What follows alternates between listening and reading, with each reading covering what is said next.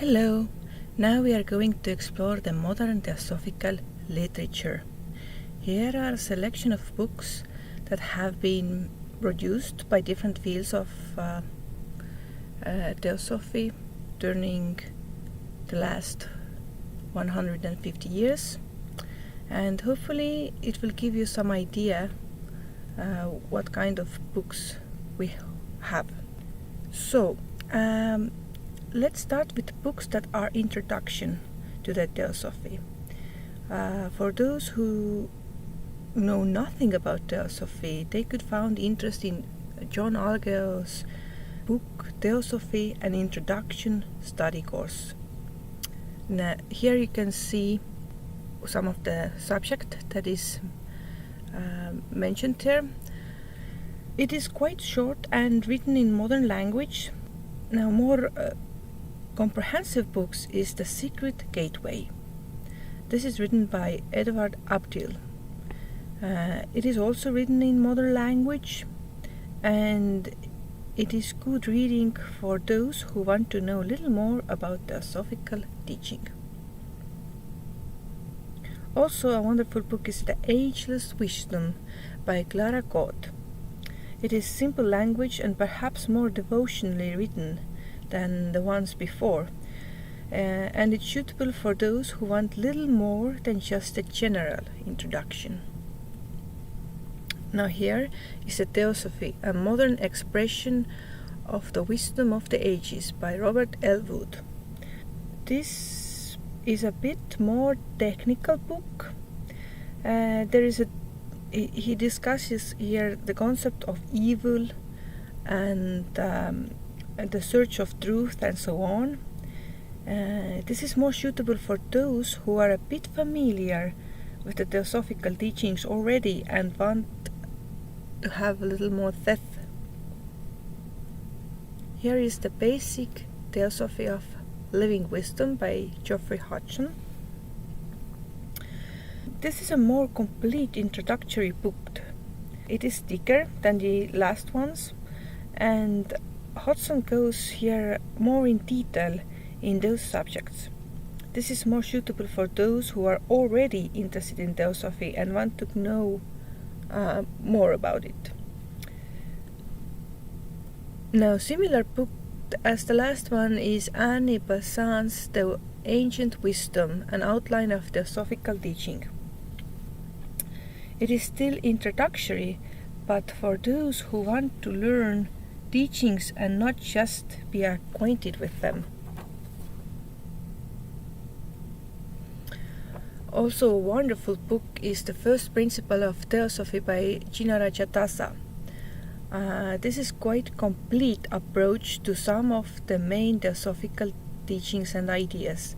There are a lot of interesting diagrams here, and he explores subjects also that are not in the introductory books otherwise.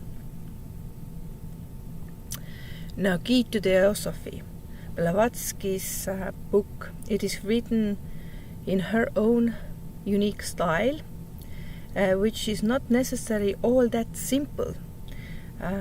She uses Sanskrit words and expressions and assumes that students have more or less a basic knowledge of Theosophy when he or she reads it. But it is good for deeply understand your study and understand what is Theosophy about. Now, there are many different manuals for Theosophical literature that are written example by Besant or Leadbeater. They were written in order to introduce the Theosophy, and they are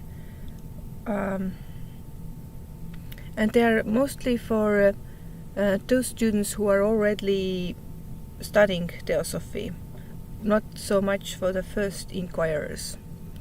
There are 7 principles of man, reincarnation, death and after, karma, also the astral plane, Devanic plane, man and his bodies, and so on. Now, main books by Helena Petrovna Blavatsky. They are the ones that form the basis of the Theosophical Society. Of course, Isis unveiled it. The first one she wrote in chronological order. She said she wrote it to call attention of public for those subjects. First volume is examining spirituality. Second volume is examining science. This book doesn't have much of the system, but it is more like a collection of essays. Now, the secret doctrine, very deep and perhaps technical. First volume considers manifestation and evolution of cosmos, and the second volume, development and evolution of human beings. Then The Voice of the Silence, a small booklet that is more in a mystical manner written. And of course, Blavatsky have 14 volumes of her collective writings. There are the chronological order, all the articles that she have wrote, and some of the books also. So this is really a wonderful collection. There's also a Thesophical glossary. She prepared it in her lifetime, but it was published after her death. It could be helpful to understand also technical terms that she uses. Teachings on the secret doctrine. The secret doctrine is such a fundamental book that it has many different commentary books that helps to understand. Like first the Secret Doctrine Dialogues that is written on basis of the dialogues that were written down on London Lodge meetings by Helena Petrovna Blavatsky, and the questions were prepared before about the secret doctrine, and then she answered it. And then there's Divine Plan by Barborka. There's First and Seven. Also, the Divine Plan of Barborka is considering Secret Doctrine first volume, and his next two books, The Peopling of the Earth and The Story of Human Evolution, are commentaries for the second volume of Secret Doctrine. And then there are some other commentaries, and also Pablo Sender have written a study that explores the first volume of Secret Doctrine and its practical applications in daily life. Now let us from the masters, masters of the wisdom or Mahatmas.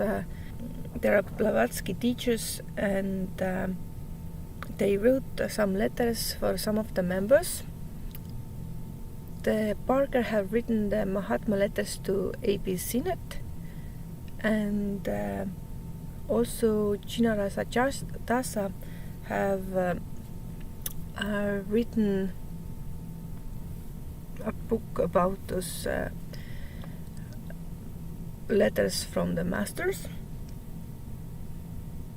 And later chronological edition was published also by Vic Hao Chin. And actually Pablo Sender recommends that the last edition that is been written in chronological, because it is easier to understand the references in those letters. And there are also letters from other members, some of them about their spiritual life and the work in DS. Recently, Caldwell published a book about letters to Laura Holloway, who was an early disciple. And in general, it can be said that those letters gives us glimpses of the personalities of the masters and their concerns. So I think they are important to read and understand and contemplate on. Now, about the Mahatma letters. Since the Mahatma letters are so important books on themselves, there are also many books about them. And Masters and Man by Virginia Hanson. This is a kind of novel that describes what was going on when the letters were received by Senate. During those 4 years that he received the letters, Blavatsky and Olcott moved to India, and the Blavatsky were making phenomena to attract attention to people, to get them acquainted with Theosophy and so on. Now, similarly, we have the Mahatmas and their letters by Baraborka. Now, this one gives historical background for the letters.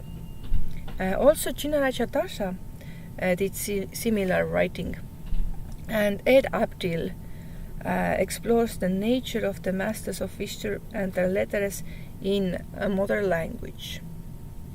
Now, Virginia Hanson and Linton have their versions where they give some historical context and comments, and Joy Mills have written a commentary on the teachings of ageless wisdom, and Dr. Gannon have similar commentary in 2 volumes. Now, about the path of occultism, or the path of discipleship. Also, it has been called the path of initiation. It has been called in many different names.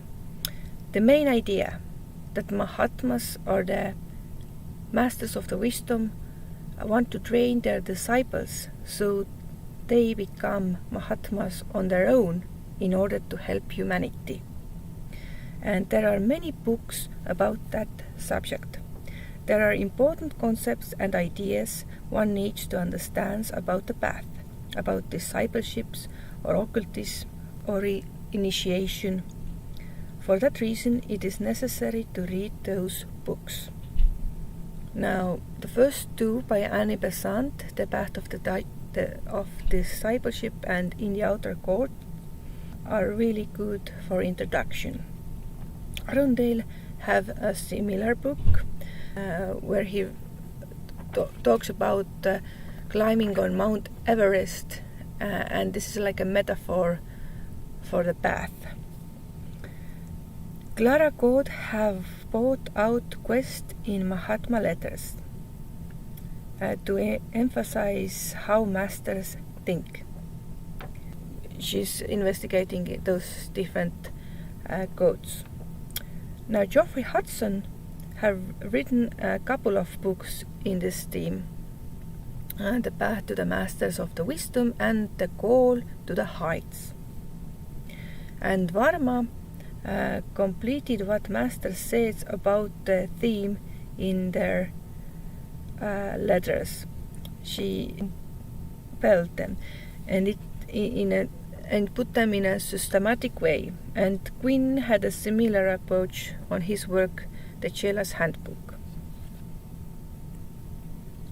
Often people talk about the 3 Theosophical classics, and those 3 are The Light on the Path, that was written chronologically first by Mabel Collins, and it is a deep and radical rules of occultism that are given there, and they are given for those whose main concern is spiritual growth. I mean, they might have a family life or so on, but inwardly the main concern is the path. Now, The Voice of the Silent consists of 3 essays or 3 fragments of 90 fragments that Blavatsky learned, and they concern about concept of theosophy and spiritual growth. They are based on some secret Buddhist teaching, an esoteric Buddhist, I might say. We could say it is a Theosophical Buddhist path. It is really interesting, but not easy to understand at first. But it is deeply worth studying. And at the feet of the master, teachings here are what teenager Krishnamurti received from his master when he prepared him for the path. They are written in a very simple language, and it is all about how to grow in path, and it is good reading for those who aspire to become disciples. Now, because those three books are really important in Theosophy, they have also many commentaries. Talks on the Path of Occultism by Besant and Leadbeater. This book have 3 volumes, and each volume is considering one of the classics. Now, Arundel have written thoughts on At the Feet of the Master, and Sri Ram have written book The Way of Wisdom, that is a comment on those 3 classics together. Rohit Mehta have written the book Seek Out the Way, where he considers also a couple of the ideas of those books. And similarly, Joy Mills have written some books. The first one, Entering on the Sacred Way, is a commentary on the light of the path, and the second, From the Inner to Outer Transformation, is the commentary to the Voice of the Silent. Also, one of the important field in Theosophical literature is clairvoyant studies. Now, here are some of the books that Leadbeater alone have written. Invisible Helpers. It is a book what considers what can an earnest student do while sleep and his consciousness is in other level. He has written there are opportunities for service in those inner planes. He explains how those who want to help can do in physical and inner planes so, and what kind of life is necessary to be able to do this kind of work. Now, the book Clairvoyance talks about phenomena of clairvoyance, how to perceive finer aspects of the matter, and about how clairvoyance is naturally developed without forcing it or without using artificial means. The book The Hidden Side of Things is about daily life, how other people's thoughts and magnetism of different objects are affecting us and others, and also about influence of the planets and so on and so on. Now, A Man, Visible and Invisible is about different bodies in man, physical, mental, emotional and so on, spiritual. The Other Side of Death is a research about different conditions of people after death. Dreams talks about what happens when we dream. Chakras. This is basically the first book of chakras that became widely available in the West, about his observations on the chakras. It is still a very prominent book. Some more clairvoyant studies. Besant and Leadbeater have done together collaboration and written a book, Man, Whence, How and Whither. It is about anthropogenesis of human in this planet. They also follow some lives of some people in this study to give a sense how soul evolves through reincarnations. Now, Thought Forms, another book by Besant and Leadbeater. Its mental and astral planes consist forms of energy that move and are kind of mental and emotional matter. And it is investigated how they are formed, what is their influence, how this knowledge can be used to help others. And there are also some books by Geoffrey Hudson, The Science of Shearship, Clairvoyant Investigation, The Miracle of Birth.